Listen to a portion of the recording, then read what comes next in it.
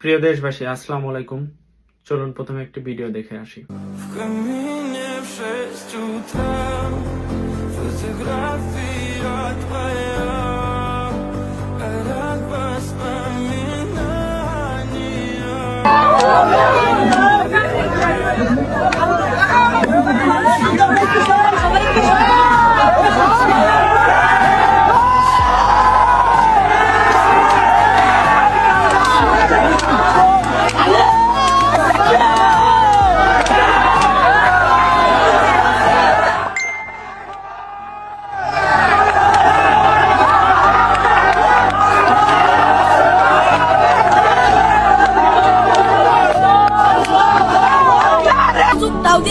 কিছু বলার মতো, তারপরে ওর মাইরা গাছের সাথে লটকাইছে, লটকানোর পরে ওর আগুন দিছে।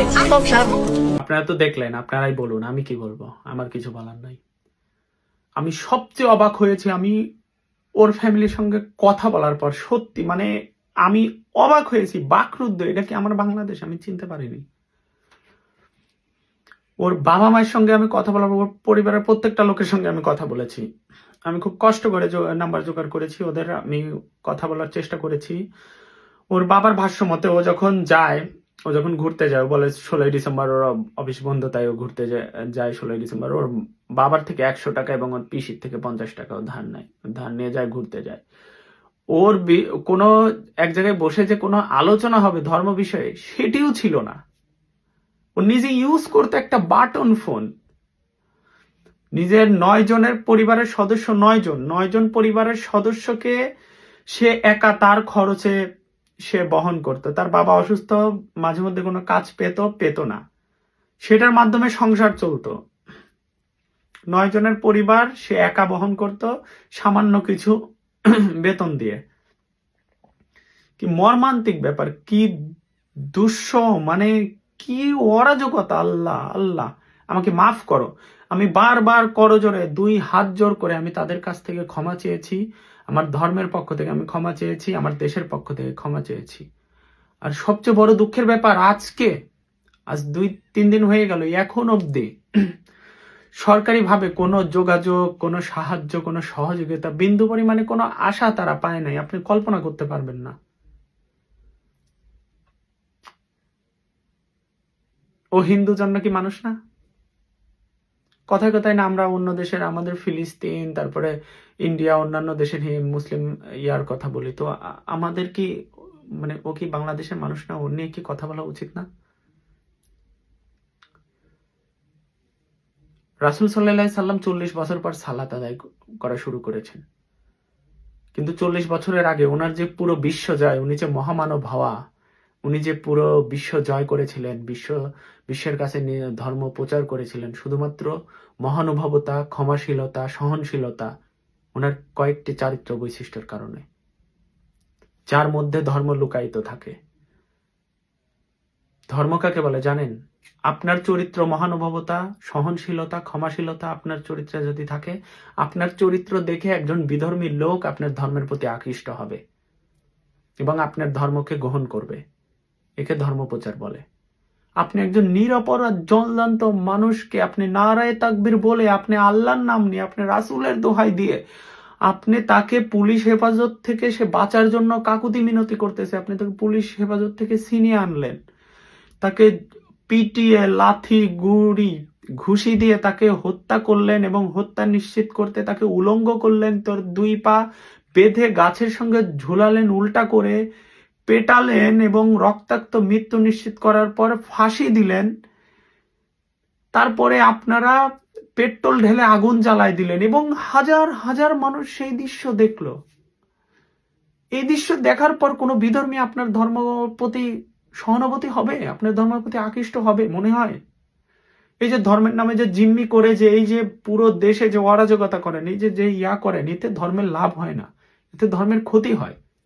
বিশ্বাস করেন এরকম ইসলাম পৃথিবীর কোথাও নাই। বিশ্বাস করেন এই বাঙালি ইসলাম, এই মানে কি বলবো আমি, কিভাবে, এই পাকি বাঙালি টাইপের ইসলাম কোথাও নাই। পুরো বাঙালি এই পাকি বাঙালিদের কাছে জিম্মি হয়ে আছে। দুঃখিত, আমি পাকি বাঙালি বললাম কি জন্য জানেন? দেখবেন এরকম টাইপের কিছু মতাদর্শের ইসলাম আপনি পাকিস্তানে পাবেন।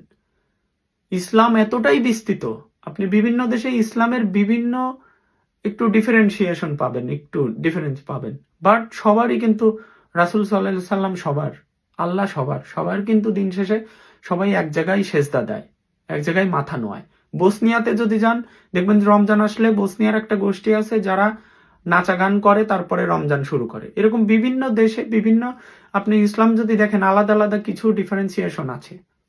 তার মানে এই না যে আপনি আমার দেশে মাজার কেউ আছে, ও আল্লাহর প্রতি সেজদা দেয়, আপনি মাজারগুলা ঘুরিয়ে দিছেন।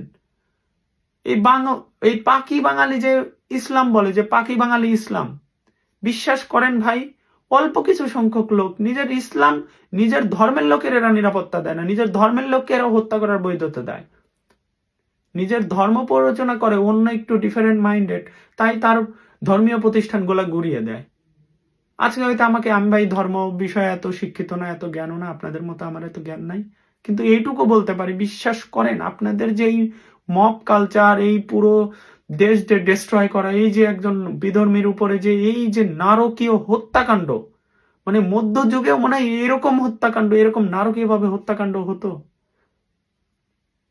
আপনারা তো মধ্যযুগীয় যে কায়দায় যে মুসলিমদের উপর নির্যাতন করা হতো, আপনারা ঠিক সেই কায়দা ফলো করলেন, আপনারা ঠিক তার রূপ ধারণ করলেন।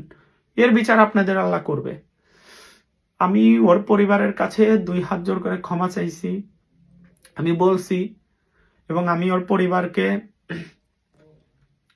কি বলবো, মানে কি বলবো, যে আমি কোনো ভাষা পাই নাই, আসলে কোনো ভাষা নাই আমার। এবং আমি ওর পরিবারকে ঘোষণা করছি যে আমি ওর বাচ্চাকে আর কি আমার সাধ্যমতো দেখার চেষ্টা করব, মাঝে মধ্যে খোঁজ নেওয়ার চেষ্টা করব। এবং আমি আমার ফেসবুকের প্রথম যে ইনকাম আমি পেয়েছি, যে মানে টাকা পেয়েছি, আমি সে টাকাটি ওদের কাছে পৌঁছাই দিয়েছি। এবং আমার ফেসবুকের আল্লাহ আমাকে যথেষ্ট দিয়েছেন, আমার ফেসবুকে আপনারা দেখেন, আমাকে কথা শুনেন, আমি আপনাদের উপকারের জন্য ভিডিও মেক করি। আমার পড়াশোনা আছে, অনেক ইয়াতে থাকতে হয়, আমি মানে ফেসবুকের অন্য কোনো উদ্দেশ্যে ভিডিও মেক করি না। তো আমার যত টাকায় ফেসবুক থেকে আসুক আমি দিয়ে দেবো কাউকে। তো আমি আমার টাকাটা পৌঁছে দিয়েছি, এবং আমি তাদের নিরাপত্তার জন্য তাদের পুরো কথোপকথনটি আমি প্রকাশ করিনি, এবং তারা ভীত, তারা সন্তুষ্ট এখনো। হায় বাংলাদেশ, হায় মানুষ, এতটা নিষ্ঠুর হয় না, মানুষ হও আগে, মানুষ হও। আর পাকি বাঙালিটা বললাম কি জন্য জানেন? কারণ এরকম মতাদর্শের ইসলাম একমাত্র পাকিস্তানে দেখবেন, পাকিস্তানে কিছু সংখ্যক লোক আছে, এবং সেই ইসলামটাই আমরা ফলো করি। এই জন্য বাঙালিটা হওয়া আগে জরুরি, মুসলিমের সাথে সাথে বাঙালিটাও হওয়া জরুরি। মানবতা না থাকলে, মানসিকতা না থাকলে মুসলিম হওয়া যায় না। আর যে আমাদের সরকারের যে দ্বিচারিতা, ওসমান হাদি মারা গেছে, ওসমান হাদির জন্য এত মানুষের সিম্পেথি, এত স্কলারদের সিম্পেথি, পোস্টের উপর পোস্ট, কিন্তু একজন বিধর্মের প্রতি, যার প্রতি বেশি সহানুভূতি দেখানোর কথা ছিল যাতে ইসলাম প্রসার হয়, সেটি আমি বড় বড় স্কলার মিজানুর রহমান আজহারি, আহমদুল্লাহ, এদেরকে আমি দেখলাম না একবারও এটার বিরুদ্ধে প্রতিবাদ করতে, বা ইসলামে এর বিরুদ্ধে কি বলে সেটি প্রকাশ করতে। আমি এত বড় ইসলামের স্কলার না, আমাকে দয়া করে ক্ষমা করুন। আমি মানুষ হতে চাই, আমি নবী রাসূলের চরিত্রিক যে আদর্শ, আমি সেটি মতো মানুষ হতে চাই। আমি কোনো হুজুরের দেখানো ইসলাম পালন করতে চাই না। আমি একজন মুসলিম, আমি একজন বাঙালি, এবং ভুল ত্রুটি ক্ষমার দৃষ্টিতে দেখবেন, আমার ইসলাম সম্পর্কে এত জ্ঞান নেই।